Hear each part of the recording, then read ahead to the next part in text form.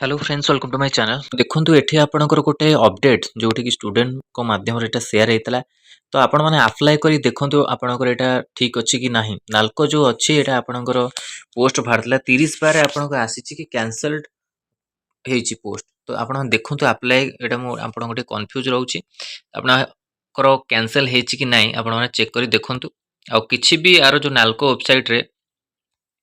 नालको जो अप्लाई देइतला आपणकर से अप्लाई रे कोनोसी कैंसल रो अपडेट आसीनी तो आपण माने चेक करंतु एटा आपनको अप्लाई हेउची कि नै नालको जो आपनको पैरामेडिकल आ किछि टेक्निकल पोस्ट पड़तला तापर देखंतु आपनको ओडब्ल्यूएससी तरफरु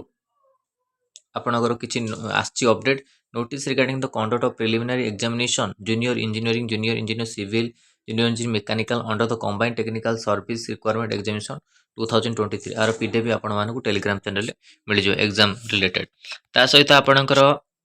notice regarding the activation online application different post और एलटीआर टीचर 2024 जो किछि आपणकर पोस्ट ऐड हेतिला आपण एलटीआर रे ता पई कि अप्लाई रो किछि एक्टिवेशन ऑनलाइन एप्लिकेशन रो अपडेट आसी जार पीडीएफ आपण मानकु टेलीग्राम चैनल रे मिल जिवो तो ए दुईटी आपणकर ओडब्ल्यूएस तरफ अपडेट आसीतिला